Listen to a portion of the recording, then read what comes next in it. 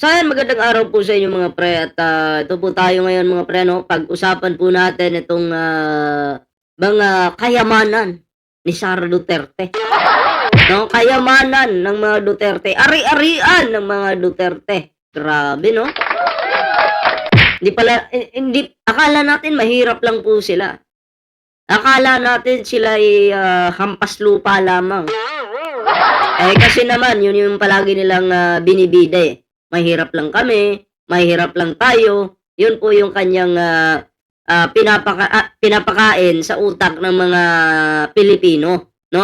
Pero ang, kanyang nauutulang naman, eh, etong ano, etong mga sulid sa kanya na mga tanga, 'di ba? Oh, sino po yung mga tanga? Itong mga DDS po, mga supporter po ni Sara Duterte, 'di ba? Kasi dito mga pre, ayon dito, ayan, Sara Duterte 6.7 billion pesos bank transactions don't match sa kanyang, diniklarang, salin. Napakalayo, milyon lang po yung salin ni Sara Duterte, wala pa pong 100 million. Wala pang 100 million pesos kumpara dito sa 6.7 billion pesos. So ito yung, tinatago ni Sara Duterte sa taong bayan. Pero alam nyo ba na bilang, Vice President, halal ka ng taong bayan, alam mo ba na dapat wala kang sinesekreto sa taong bayan? Alam mo ba yan, Sara Duterte? Ha? Oh. Ay, bakit tinatago mo yung yaman nyo sa mga Pilipino? Alam nyo kasi ganito yan. Pag ikaw tinago mo yung yaman mo sa mga Pilipino, isa lang ibig sabihin yan. Ayaw mong ipakita kasi nakaw. Di ba? Pero kung katulad kanila, Rapi Tulfo, PBBM, na yung salin nila, legit talaga, no? Hindi ka duda-duda yung salin nila, eh, papalakpakan po natin yan.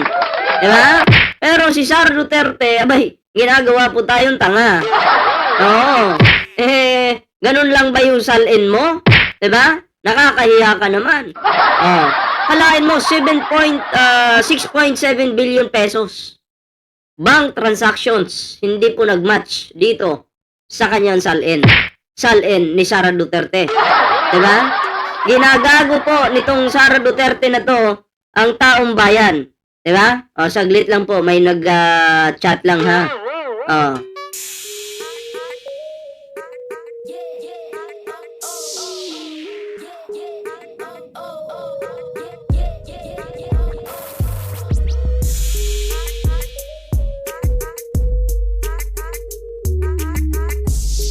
Okay.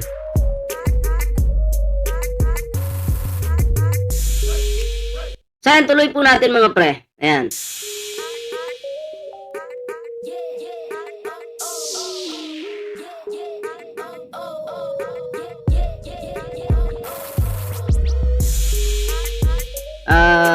Wait lang. May nag-chat kasi. Oh. Kasi itong si Sara Duterte mga pre, ginagago po niya yung mga, lalong-lalo na yung mga supporter niya.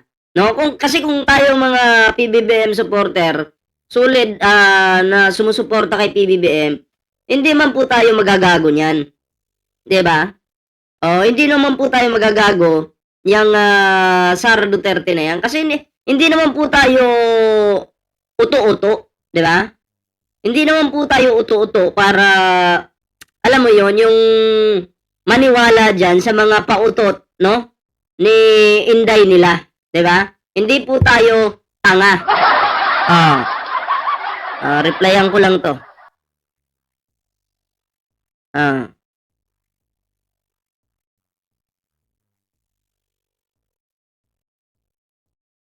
Ayan.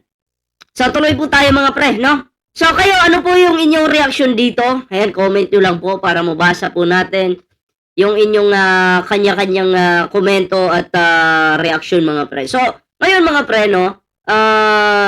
Move po tayo sa topic na to, no?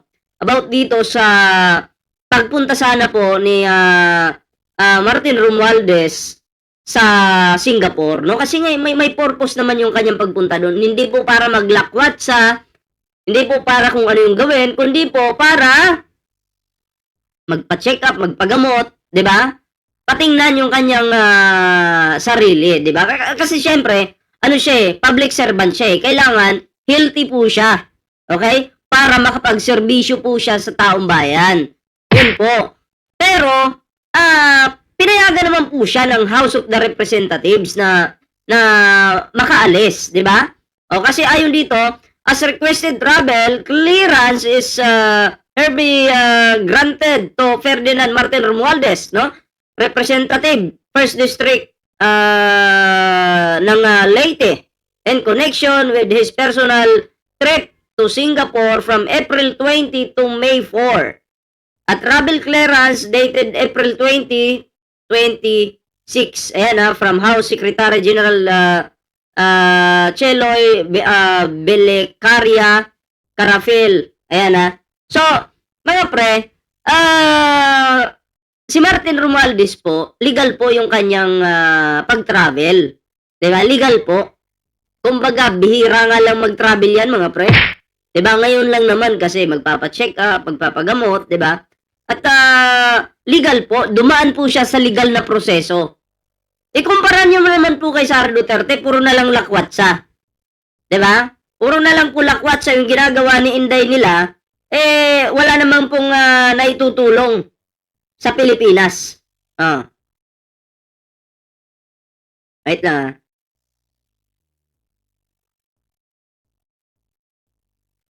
wala naman pong naitutulong sa Pilipinas, di ba? Puro lang, hey, travel doon, travel dito, yung pagiging vice president na, napapabayaan na. Di ba? Pag i-interviewin mo si Sara, may nag-interview sa kanya nung nasa Hague po siya. Sabi may nag-interview doon sabi, anong masasabi mo sa Pilipinas? Ang sagot ni Sara Duterte, wala akong alam kasi iba naman doon, gabi. Ano to? Kasi magkaiba daw po yung araw, kaya wala po siyang alam. Alam mo, kung ganyan ang sagutan ng ating Vice President, malala na po yan. Diba? Yan ba yung gusto nyo maging presidente balang araw? Sa 2028? Nako, hindi maganda. Kasi para sa akin,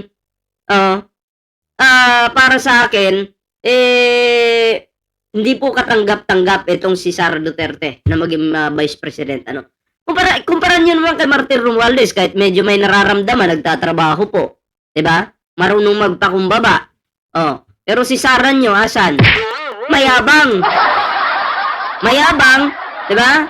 Akala niya, siya ay untouchable.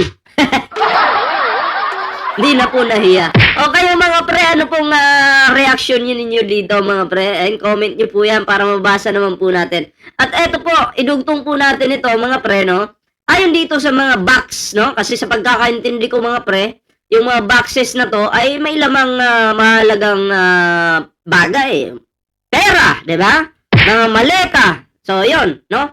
Maleta, ano bang laman? Syempre pera, di ba? So, ngayon mga pre, pag-usapan po natin ito kasi ayon po dito sa Inquirer.net, ayan boxes allegedly sent to Revilla, Estrada, Bunuan. Malita por Ulaivar. Ayan. So, ang mga nakatanggap po pala ng maleta si Estrada, si Revilla, Bunuan, no? Sila po pala yung nag-benefits.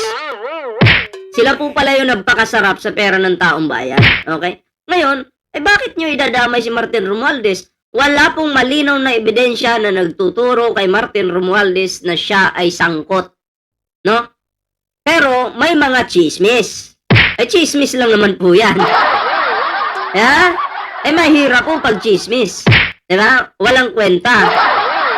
Mas maganda po, diba? Mas maganda po dyan yung resibo. Maglatag na po kayo ng resibo. Diba? Na magpapatunay na si Martin Romualdez ay sangkot. Pero wala po tayong resibo makita. Diba? Hindi ko mahagilap yung resibo na yan. Kayo ba mga pre? Naniniwala po ba kayo na si Martin Romualdez sangkot? Tandaan po natin ang mga Duterte magaling pong manira. Tandaan nyo, si Lene Robredo, kahit walang kasalanan, pinapasiraan, di umano, ni Digong noon kay Nino Barsaga. Na inamin din naman ni Nino Barsaga na pinagawa nga daw sa kanya. So malamang sa malamang, ang nangyayari po ngayon kay Martin Romualdez, kagagawan po ito ng mga Duterte. Diba? Oh, walang ibang masisisi. Sila po yung expert pagdating sa mga ganyan trabaho. Diba? Oh, kung gusto nilang sirain yung pangalan mo, masisira. Sa panahon ni Digong. Kung gusto ko nilang ipakulong na kahit wala kang kasalanan, makukulong ka. Gagawang-gawang ka lang ng kasalanan. Gagawang-gawang ka lang ng ebidensya. Diba? Oh. Ngayon nga, si PBBM sinisiraan din ng mga Duterte. Ang galing-galing, may mga vlogger pa silang mga hampas lupang bayaran. Oh, para lang pabagsakin si PBBM. 'Di ba? Kaya ang nakatanggap naman po pala ng mga maletang ito ay si Rebella, Estrada, Bunuan at malamang sa malamang may mga iba pa diyan. Pero sila po yung nakinabang sa pera ng taong bayan, 'di ba? Kaya wag niyo pong sisihin ang isang tao kung wala naman pong malinaw na resibo. Kailangan po ng taong bayan ng resibo, hindi po yung laway lang ninyo. Ha? Para malinaw lang po tayo dyan mga pre. Okay, so kayo mga pre, anong reaction nyo dito? And comment down below para naman po mabasa natin yan. At maisingit lang po natin itong last topic natin, no? About dito sa, syempre, walang iba, no? Itong malalaking bilyon-bilyong pera ng mga Duterte. Diba? Ito yung usapang ayaw marinig ng mga nagbubulag-bulagan at nagtatanga-tangahang tagapagtanggol po nitong si Sara Duterte. Kapag ordinaryo pong empleyado ka, kulang ng resibo, pinapabalik ka agad. Okay? Pero kapag mataas ang posisyon, bilyon-bilyong galaw sa pera, biglang gusto nilang tawaging normal? Normal lang ba yon? Na hindi po magbalik si Sara Duterte ng pera? Pinapabalik na nga po. Diba? Lumabas mismo sa pagdinig ang mga bank transactions na iniuugnay kay Sara Duterte ay umabot sa halos 3.92 billion pesos habang may pumapasok na 4.42 billion pesos, may lumalabas na 1.55 billion pesos at may 791 million pesos pang hindi malinaw kung pasok o pasok o labas, di ba? Samantalang sa salin po, ang diniklarang cash at bank deposits ay nasa pagitan lang ng 2 million pesos hanggang 3.8 million pesos kada taon. Anong klaseng mahika po yan? Bangko ba ito? Magic show? Kung simpleng mamamayan, ang gumawa po niyan, baka matanggal. Ito matagal nang pinakulong. Diba? O pinalayas sa opisina. At syempre, kakasuhan ka at ipapaliwanag sa'yo kung paano mo to ginastos, di ba? Pero dahil apelyido po ay Duterte, gusto nila bawal tanungin. Untouchable nga daw eh. Hindi pwede yun. Sa demokrasya, lalong dapat inuusisa ang nasa kapangyarihan. Okay? Kasi kami ang boss ninyo. Okay? At ito pang mas mabigat. Sinabi na may 27 reports of suspicious mula sa AMLC. Okay? Ibig sabihin, hindi ito chisme sa kung saan-saan lang po hindi ito pang Facebook lang. Mga institusyon mismo ang nagsasabing may dapat ipaliwanag. Kaya tigilan ang linyahang inaapi ako. Inaapi si Sara Duterte. Hindi po yan pang-aapi. Ang accountability. Okay? Hindi, lalong-lalo na, hindi po yan panggigipit. Ang paghahanap ng katotohanan. Yan kung malinis, ilatag ang records. Kung legal, ipakita ang source. Kung tama, sagutin ng diretso. Hindi yung paiyak-iyak ang supporters habang iwas sagot ang idolo nila. Hindi nga nagpakita, absent.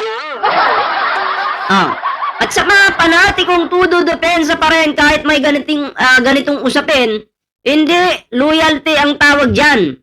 Pagpapagamit ang tawag dyan. Ha? Tandaan nyo yan. Kapag ipinagtanggol mo ang hindi maipaliwanag na yaman, hindi ka bayani. Okay? Ginagawa ka lang panangga. Oh. Harap-harapan kong sasabihin. Kung nandito lang si Sara Duterte, sabihin ko talaga sa harapan niya. Ha? Oh, ang leader na galit sa tanong, takot sa audit. At tikom sa pera ng bayan ay hindi biktima. Posibleng may tinatago talaga yan. 'Di ba? Kaya kayo mga pre, at least tayo gising po tayo sa katotohanan. Yung mga didis, hayaan po natin silang magpagamit o maging tanga. Problema na nila yan. Ha? Bahala kayo sa buhay ninyo. Suluhin ninyo yung katangahan ninyo. Kayo mga pre, ano po yung inyong reaction dito? Comment down below para naman po mabasa natin yung inyong kanya-kanyang reaksyon at opinion, mga komento. Siyempre, no, bago po tayo magtapos sa video ito ngayon, huwag kalimutang mag-like, share, and subscribe para naman po maging updated kayo sa mga uploads natin. So, ayan, hanggang dito na lang po muna yung ating video mga pre. Ako magpapaalam po muna, no? Pansamantala. Maraming salamat po sa inyo. Ingat po at magkita-kita po tayo sa susunod na video. Magandang araw po sa lahat.